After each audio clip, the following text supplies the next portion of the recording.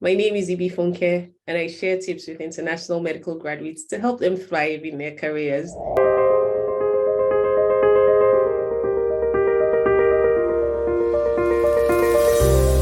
Today's session is tips for financial well-being for UK IMGs. Now, I'd like to make a distinction between tips for financial well-being and building wealth. Today's session is not about building wealth. Today's session is retaining as much of your earnings as you can by understanding decision-making and how you can plan your decisions to fit into that goal you have of retaining what you earn. So I'll start sharing my screen from the conversation. Let's talk about the general idea of today's meeting. What we want to think about is how do you plan? How do you plan your finances? And when you're making decisions, how do you make those decisions with the mindset that these decisions are going to impact your finances? What are some of the things that can hit your finances and make it difficult for you to retain the money that you're earning so that you can start to think about building wealth, which at the end of the day is the long game of this? And what are the opportunities we have to save? So that's the gist. That's going to be the gist of what we're discussing, because when you make the transition, so I always start with my story, and it gives some perspective about why we're doing this. When I relocated, I would say, financially naive, because in Nigeria, I had taken a lot of the support I had for granted. I had support from family. I was living with my husband. We had a combined income in the same currency. So there were a lot of things that I didn't think about necessarily. And when I relocated to the UK, I sort of thought my life would carry on as it had been. So when I made decisions, it was just based on what I wanted. So my career, if I wasn't happy in a job and I didn't think it was serving my career, then I moved to a new job. If I got offered an extension at a job I liked, I didn't think about the cost of the visa or whether this was beneficial, I would just stay. And those kinds of decisions, they impacted my finances. And it was only with the benefits of hindsight that I understood the impact on my finances. So today, I want to share how to think about things from the outset so that you can start to plot your decisions in a way that protects your finances and also gives you the opportunity to build wealth quicker. So we'll start from the salary. Why is your salary important? It's important because, well, that's what you're earning, but getting it right is important because when you're moving between jobs, what you've accepted as a salary, you can't just suddenly leap to a new dimension of earning because your previous salary is going to impact the next salary that you get. So when you accept a contract, you need to understand what is proportionate to your years of experience. What should you be earning based on your years of experience, based on your successes in professional exams and things like that.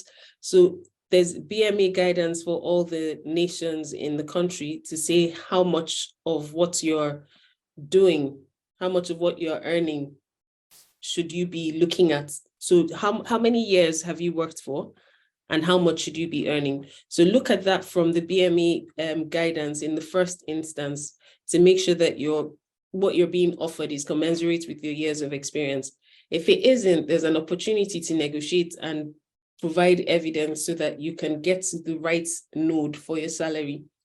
When you get given your letter that says that this is what you will earn, you need to ask if you're going to have on-call commitments, you need to ask and make sure, is this total salary including your on-call commitments, or is this total salary excluding your on-call commitments?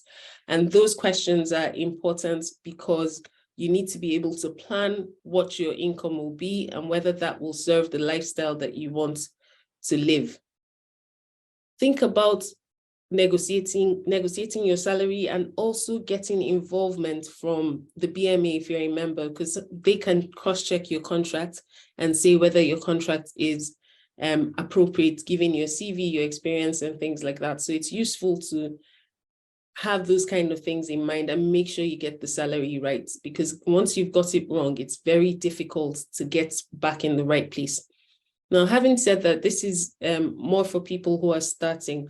For people who are switching roles, if you're switching to a higher grade, then you should be able to command a higher salary, particularly if you've done something. So say, for example, you're an SHO and you've now passed your membership exams and you now want to move to a middle grade role, then you should be able to command a higher salary. You shouldn't be accepting what you were accepting before. This is trust grade. If you're moving from a trust grade role into, or a locally employed doctor role into a training role, if you've been in a permanent contract, or if you've been employed as in a senior associate specialist doctor kind of contract, then there's an opportunity for pay protection. And you need to be aware of that opportunity so that you can ask. We'll talk about the fact that a lot of things that are available don't get offered. So you need to actually push if you want to get the results that you want. So it's a good thing to be grateful and to be accepting of what comes your way when you're applying for jobs and things. But it's also a very important thing for you to be aware that you can negotiate and you should ask questions and you can get support. When you get your salary, pay attention to the tax code on it. So always get your pay slip every month. This, depending on where you work, this can be an electronic pay slip or it can be a sort of paper pay slip. Get your pay slip, look at the tax code, check to make sure that the tax code is correct. Sometimes you may need to Google, you may need to ask friends, but check to make sure that the tax code is correct. I think more appropriate is to find out what the tax code means. So if you find that the tax code means, for example, I once had a tax code that said I had 2 jobs and I didn't. So I had to write to the HMRC to say, or contact them to say, I don't have 2 jobs, I've got the wrong tax code. And then my tax was reviewed and things like that. So look at your tax code, make sure it's right. When you're switching between jobs, you should get a P45 statement from your previous employer, which you'll give to your new employer. That P45 slip, you should give it to them as quickly as possible, because that helps the payroll to take into account all the tax you've paid in that year, so that your new earnings are not taxed at a different ridiculous rate that puts you at a disadvantage. We talked about your salary changing if you move jobs, and sometimes that may mean your tax bracket changes. So it's very important to be paying attention to your taxes so you understand how it can impact your earnings going forward. Now, having talked about your salary and your taxes, we'll start to talk about some of the things that can impact this earning. So now you've got the salary, it's all taxed, you now have your take-home pay. What are some of the things that can start to impact your earnings? Relocation. Relocation is very costly. You have to think about relocating your physical self, relocating your property. It can be, you may also have furniture, things like that. You need to set up new things. So it can be very pricey. Always ask whether relocation expenses are available for you. In some trusts, they're available only for certain cadre of staff. In some trusts, they're available for everyone. And these relocation expenses can be including overseas travel. So for me, I didn't know that this was possible. I remember my dad, he had specifically told me to ask, and I was like, nobody pays doctors for relocation. We're not that valued. And I never asked. In that same job, when a friend joined a year later, because she needs to ask, she got paid her relocation expenses. So I lost out on that opportunity because I didn't know and I didn't ask the question. So always ask the question. Now, if you've asked the question and the answer is yes, pay attention to the fine print, because when you get paid relocation expenses, there's it's not free money. Let me put it like that. You're expected to commit to work for a given duration of time. So if that's the case, if you feel that you're going to be leaving that job, there's a chance you may be leaving that job, then you should think about whether you really want to take the relocation expenses. Because if you do leave that job in a shorter period than what is expected, then you'll be expected to refund the money. And again, these are things that can take away from your take-home pay. And that's what we're talking about, the things that can impact it. So yes, it's good to get relocation expenses, but also think about, if you know from the start that you're not planning to be here for a long time, then think about how much of the relocation expenses you claim so that you don't have to be refunding money. Accommodation is one of the biggest costs that will be on your in your expense sheets. Let's put it like that. If you're living by yourself, then one of the options might be shared accommodation. And some couples also will share accommodation in spare room and things like that. That's an option. It's usually cheaper. Gives you, if you get the right vibe with the people around you, gives you the opportunity to socialize quicker.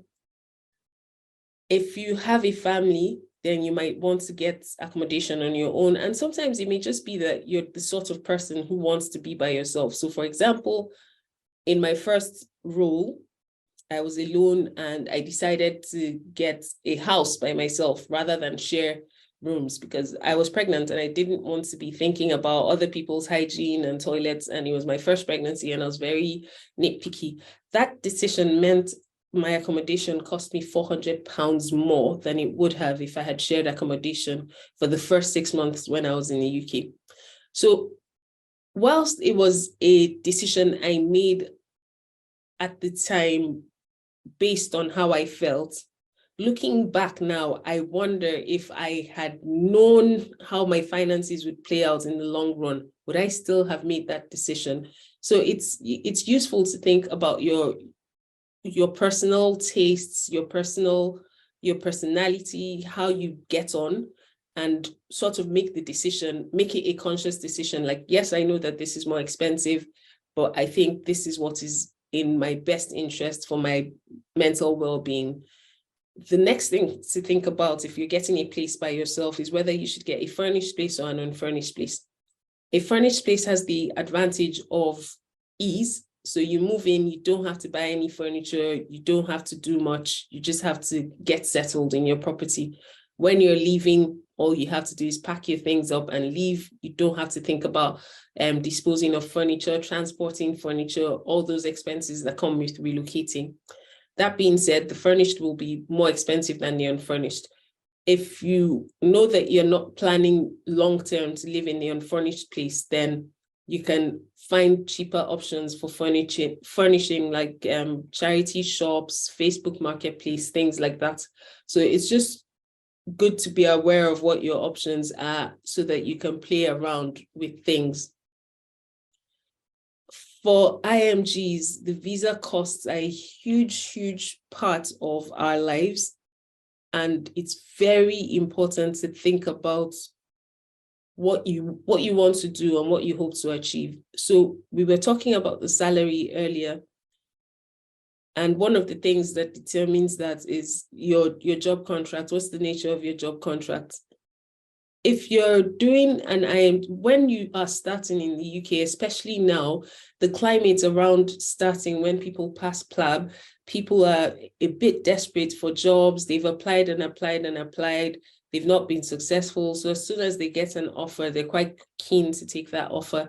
That's not a bad thing in itself, but you need to think about yourself. So I'm hoping that by the end of this meeting, what happens with the way we approach decisions is that we have a more robust decision-making matrix that considers a lot more things than just having a job.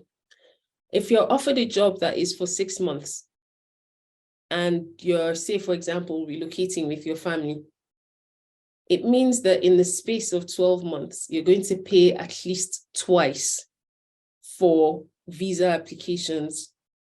And if you think about what you're earning and think about the cost of those visas, you'll find that that's going to make a huge impact on what's left behind after you've done your payments and things. So whilst it's not an absolute no, if that's all you've got, it's also being aware of that, so that even as you start to earn, you immediately start to think about your next steps. If you're in a job where you need to have your visa contract extended and all you're offered is a 6-month extension, then you need to think about whether you should be taking that 6-month extension or whether you should be looking for a different job that will give you a longer duration of time, so that you're not spending money again in a short time on visa applications, rather than extending this place where you're comfortable for only 6 months, and then in 6 months' time, 3 months' time, you're paying again for another visa. Think about, maybe I should get a new job at this point, which will be 12, 18, 2 years. And then you're sorted for a longer time and not running about again. If you're the primary visa holder and you change your visa type because you've switched jobs, if the validity of your family's BRP is still going to last for some time, then there's no strong obligation to reapply for their visa straight away. It's okay to allow the validity of that BRP to expire before applying for a new one. This also helps you to spread out the costs of the visa payments so that it's not this consistent drain on your resources. For all of us, once we come in, we know that when we've been here for 5 years, then we will be eligible to apply for the indefinite leave to remain. That cost at present for 6 months is £2,300. If you were to do a quick decision, say in 5 days, then it would be £2,800. Now, what that means is that if you have a family, or even if it's just you, you are going to pay that cost. And within 12 months, you're going to be eligible to apply for British citizenship. So in a short time, that's about £1,000. So if it's just you, you're looking at £4,000 in the space of 12 to 24 months. If it's you and a family, say you're a family of 4, you're looking at about 12 to 16,000 pounds in the space of 12 to 24 months. Now, if you think about that cost, it's huge, right? And it's not likely to go unnoticed in your daily lives if that's what you're going to be doing. So one of the things I didn't think about this at all when I moved, because I wasn't very aware of these things. My goal and my focus was my career. So I wasn't aware of all the ancillary things around life that we talk about very often now, which have picked up on the way. So what I would recommend now, if you're somewhere along your journey to that 5-year period, is to have an account where you know that you're not likely to spend this money. And if you're putting away £50 a month, every month for each person that's going to be applying, by the time it's time to apply, you'd have saved almost all of the money you need. So if you need any extra, it could come off just from your regular account or even from your credit card or something like that. So it's helpful to start to plan ahead and think about the things, how you're going to make your payments. If you come from a culture, because we've just talked about huge payments with your visa costs and things. If you come from a culture where credit cards are not part of, or credit payments are not part of financial lifestyles, it might be difficult for you when you make the decision to get a credit card, because we get fidgety about a credit card. It's kind of like, oh, somebody's going to be holding something over me. I don't like the idea. I don't want to spend on the credit card. In the UK financial lifestyle culture, credit payments and credit cards are part of it. So it's almost inevitable that at some point you'll get into some kind of credit agreement. And because it's part of the culture, it builds your credibility. So the fact that you've taken something on credit and you pay regularly without missing payments, at this point, I'll recommend, if you're taking any credit out, you should set direct debits to sort out those prepayments so that you never miss it and your credit history is good. When you choose the initial limit when you make your application for the credit card, you need to think about your personality and your discipline around money. Are you the sort of person who will spend whatever is available, or are you the sort of person who will only spend what is necessary? Think about that as you think about the limit that you set. You'll get opportunities to increase that limit. So also think about your personality and your discipline around money. There's an opportunity to decide whether your limit is increased automatically or whether you have to give the go ahead first. Again, think about your personality so that if you know that you will spend up to the maximum of what is available, then you might want to not increase that limit and just stay within a certain range where you know that you're not going to get yourself into a point where the debt overwhelms you.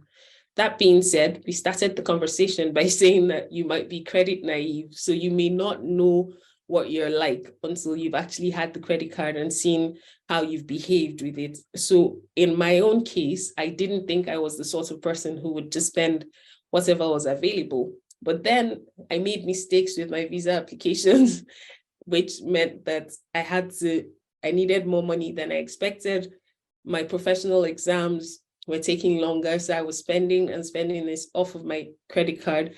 So it got to a point where I realized that these automatic increments were not helpful at all, because they were meaning that I was spending more money. So I had to learn to stop, to ask for them to let me know before it was increased. And then I could say, no, I didn't want that increase, because I didn't want that increased debt hanging over me.